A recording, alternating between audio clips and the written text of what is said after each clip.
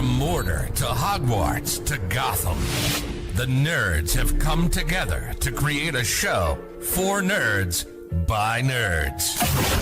Join nerds doing nerd things as they talk about all things nerdy. Stay up to date on the show by liking the Nerds Doing Nerd Things Facebook page.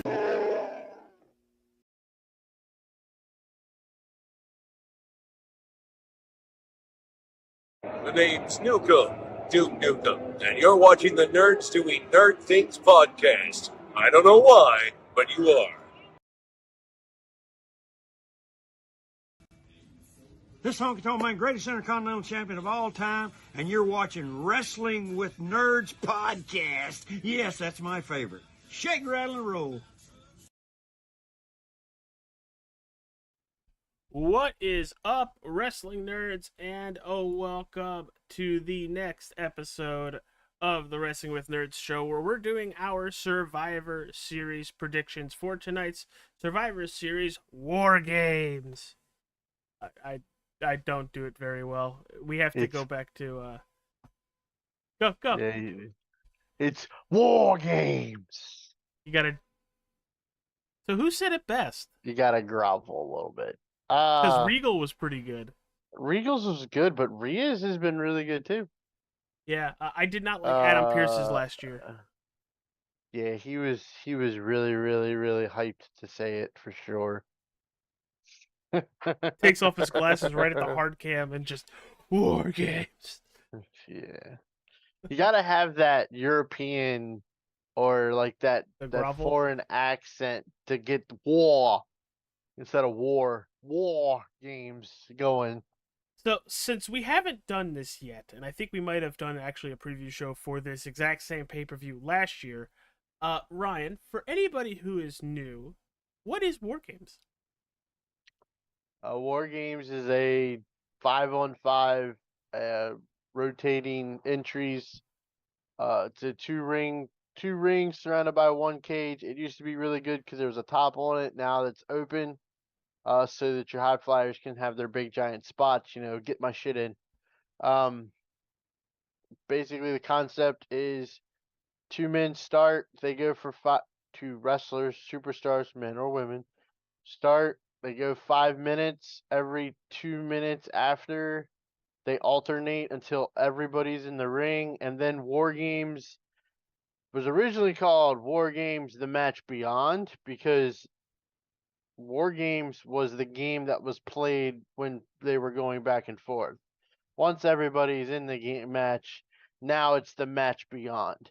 And it used to be submit or surrender. Now they've kind of elevated, changed that, twisted it. It's submission or pinfall.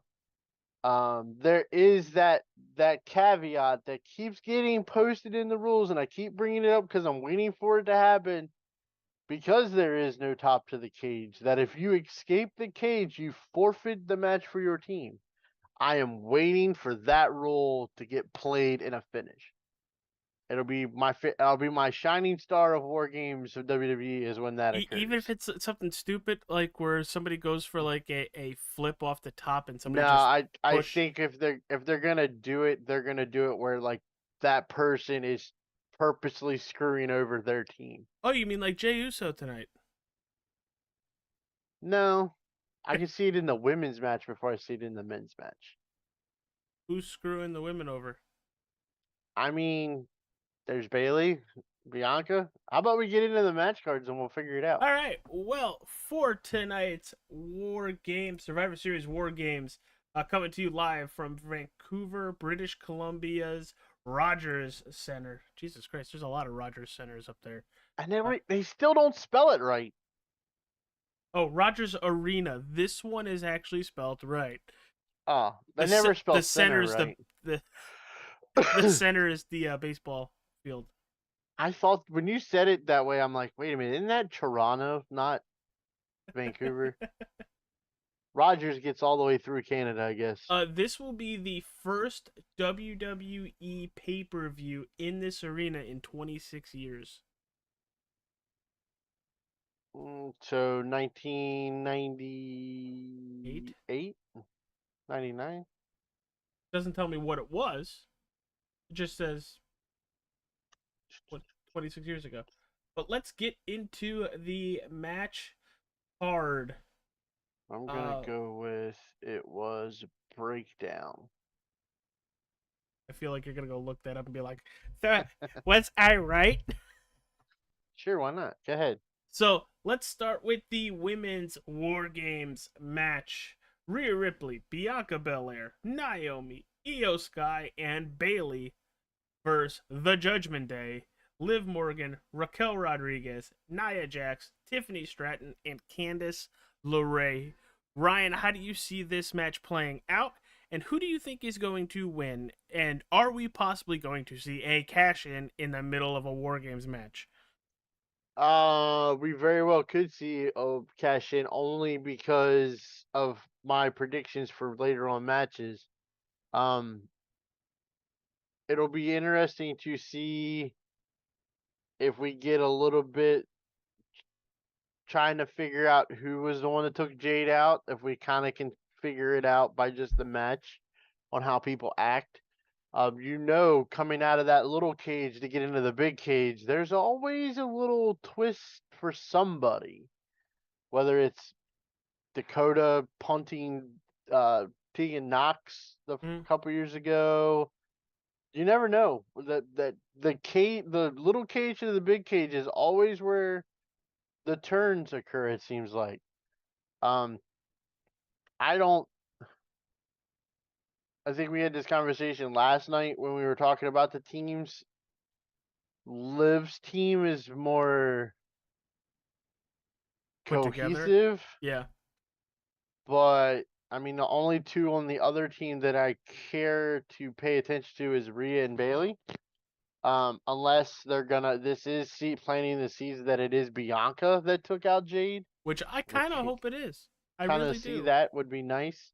I think after the last 2 months of Liv getting the best of Rhea, this will be Rhea getting the best of Liv. So I see Team Rhea winning. So that Rhea can get another shot at Liv. Who's Rhea? Rhea pinning. I would say it's not going to be Liv. I would aim towards possibly Raquel. Not Candice. 'Cause I picked Candice to take the pin. No, Candice. I kind of get the 'Cause feeling even though Candice she's and been on like a little bit of a I kind of feel upwards like trajectory. yeah, I kind of feel like Candice and Io are in this match only because they think them two and Bailey are the only three that have been in all War Games WWE branded, and I think Candice and Io have been in every War Game, even NXT branded. So I kind of think that's why they're in there. Plus, she is more of the veteran in that locker room now. She's been wrestling longer than any of them, I think.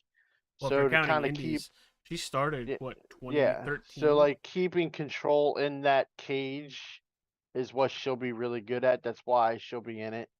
Um, I would say you're probably gonna get.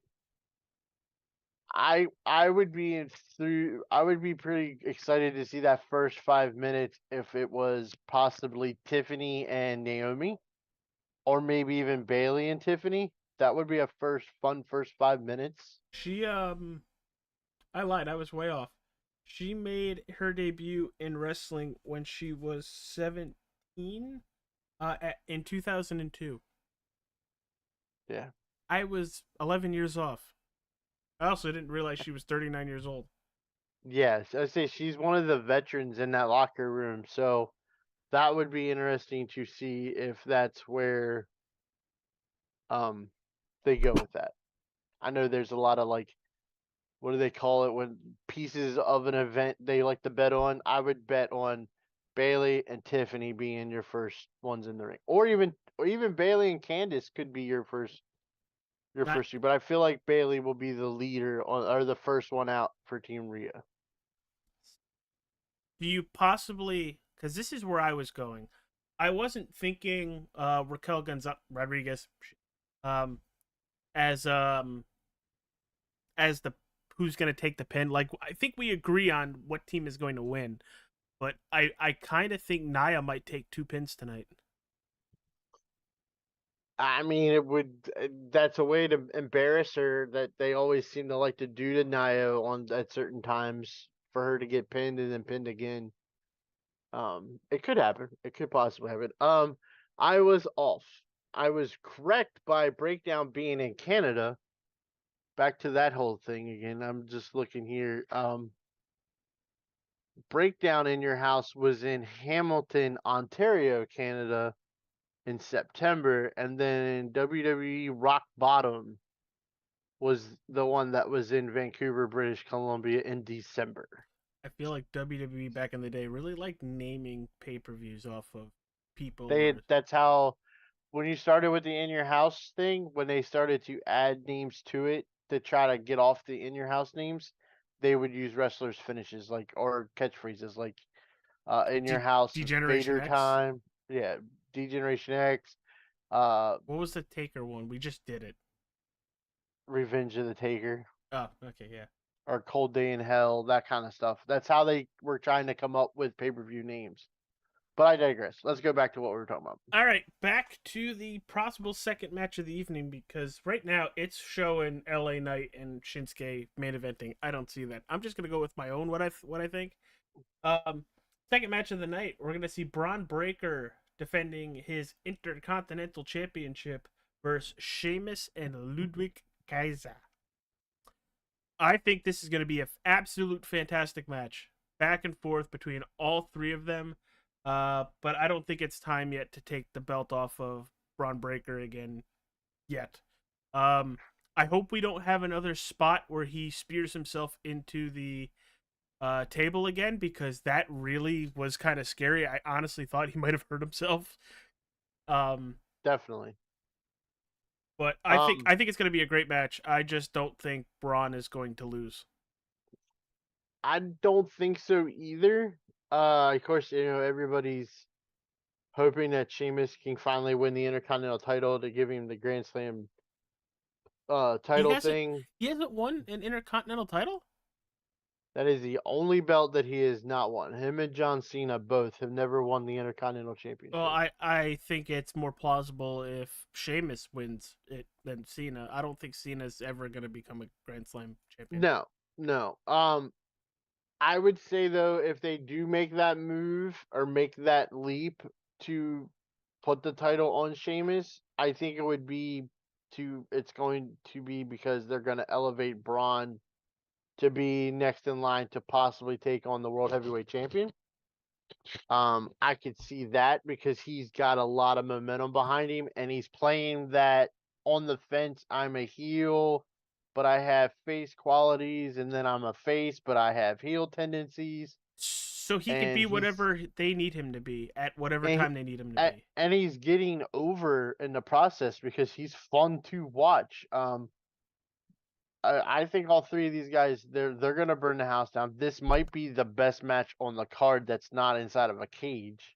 I mean, granted, there's only 3 matches, but still, this might even be better than the ones that are in the cages. So I think Braun wins. He keeps the IC title for a while. I think the short little run that they had before just to get Jay the IC title made sense for the story, for the big show picture, the main event show picture.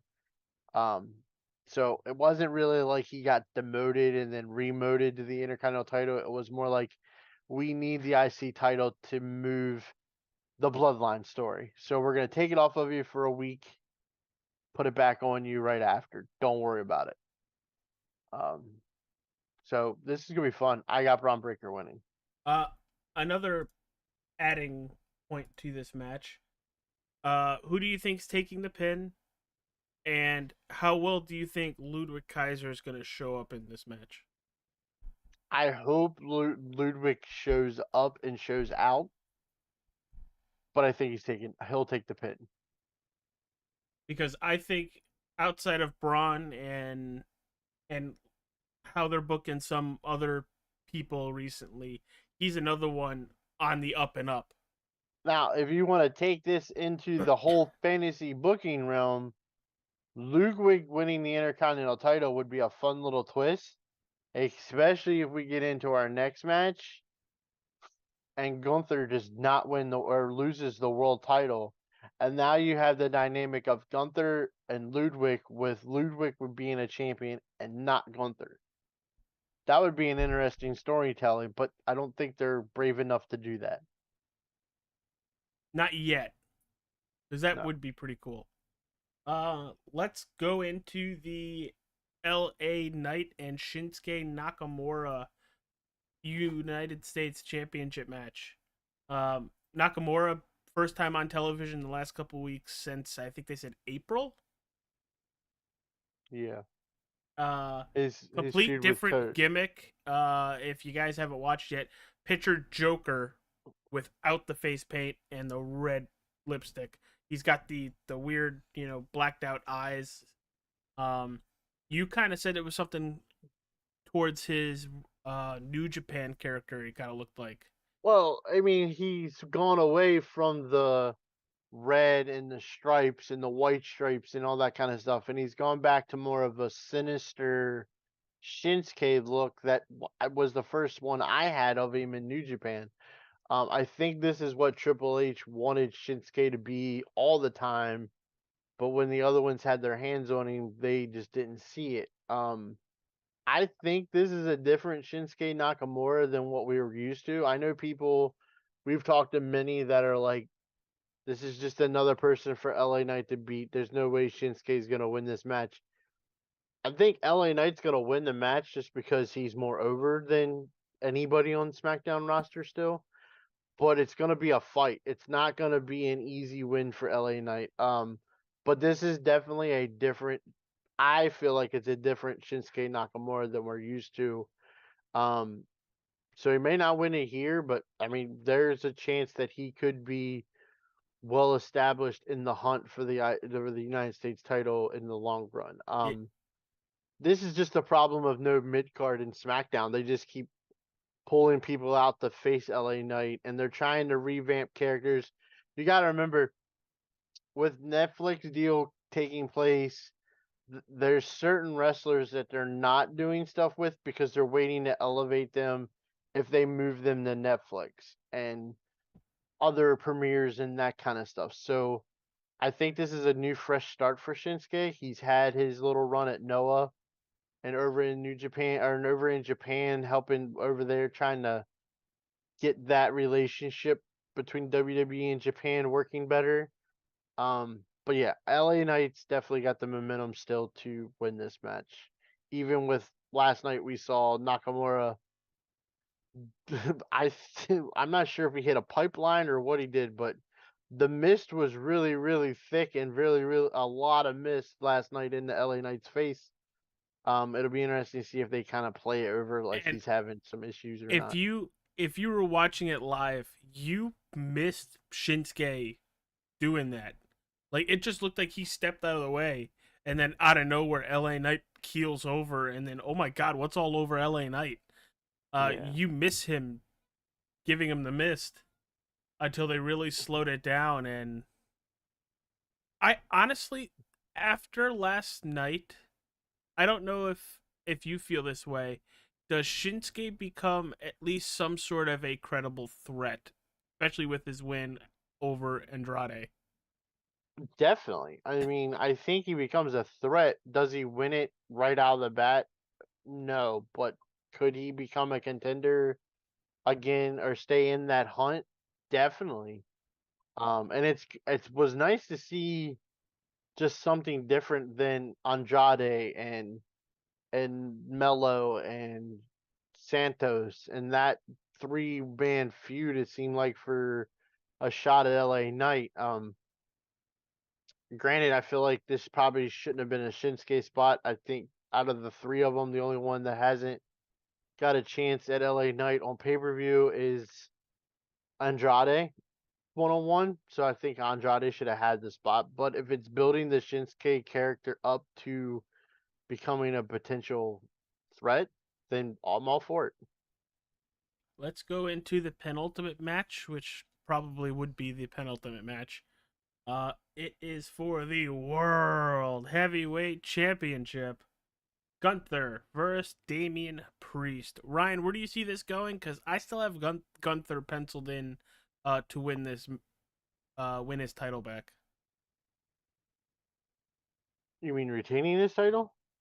Yeah, well, yeah, retain his title. I still think there could possibly be a DQ in here. Yeah, my heart and my what I like, I want Damian to win.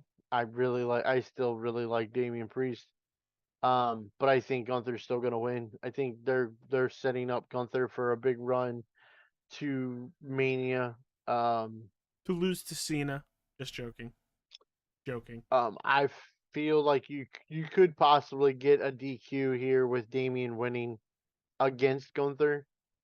Um, but either way, Gunther's gonna walk out with a championship still. As much as I like Damian Priest, Gunther is the guy that they're riding on now at the moment. Not that Damian did anything bad as world champion, because he definitely didn't. He just happened to be running on the opposite tracks of this guy named Gunther that they were ready to give the world title to. And I know we're not high on Gunther, but I'm actually kind of enjoying the backstage stuff between him and Ludwig, because it sounds like Gunther has lost a little bit of his mojo, and he's trying to get affirmation from uh Ludwig. I'm still me, right? We're good. Still the champion. Yeah, but I think every I don't know. It just I feel like Gunther is like in the '80s movies was like the guy that would make sure he took over the whole building and was in charge of everything, but was not so assured of himself. And then it's the rogue guy that comes in and screws it all up for him. And would I love an upset here and Damien walk out world champion? You bet your ass I would. Do I see it happening? Unfortunately, not. I see Gunther winning. I don't see any titles changing hands um, at Survivor Series, which is weird considering. I mean, it's a big four. Which Uh, out of any of the 3 championship matches do you find most likely, even if you don't see it, which one do you see most likely to change hands? I would, if you're taking the bets, it's going to be the IC title with the triple threat. But like I said earlier, these 3 titles might not change hands. But I think Tiffany cashing in on Nia is a strong possibility for the women's War Games match, I feel and like that we've said being that a a title couple. change. Well, I think you and I have said that a couple times where this could be a great time for Tiffy to cash in. I think they're kind of doing. I don't think they'll do exactly what they did with Damien, but I think they're really going back to how they used to do the Money in the Bank title, where it's going to be out of nowhere and you're not going to expect it. Like nobody expected Edge at the end of New Year's resolution for Vince to come out and say this night's not over, raise the cage. Yeah, and I think the biggest thing is the women's Money in the Bank has been so quickly used every time it's won. How many times is it there's been a couple times where it's been that night. Yeah, I say it's always been quickly used, and it's never been quickly or never been held long. I can't even remember So, who won the men's. uh, Drew, remember he cashed in that night. Yes. And lost. Dumbass. All right. Well, But let's. the review show's fun. I think we need to do this a little bit more often. These quick little episodes are fun. Um, we're gonna do the post match stuff tomorrow night and talk about current stuff. Um, but I hope everybody enjoys War Games. It'll be fun. I know we'll sit back and enjoy it. Ryan, real quick, the men's War Games match. Take your pick, real quick. Oh, I forgot we didn't even got onto that, did we? I'm gonna go with the OG Bloodline. Timu Bloodline is gonna go bad. I see Bronson Reed falling off the top of the cage through tables. See, I think Roman still needs to lose. Nah, I think he need this. He's already lost to Solo. I can't see them losing War Games. All right. So All right. Well, everybody, go down to the comment sections. Let us know who you're picking for the evening tonight. Enjoy the show. We'll be back tomorrow night for our review of it. Peace out, everybody. Take care.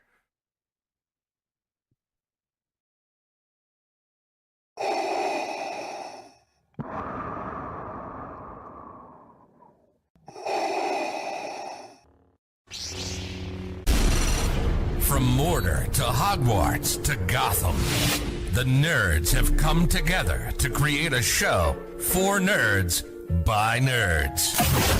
Join nerds doing nerd things as they talk about all things nerdy. Stay up to date on the show by liking the Nerds Doing Nerd Things Facebook page.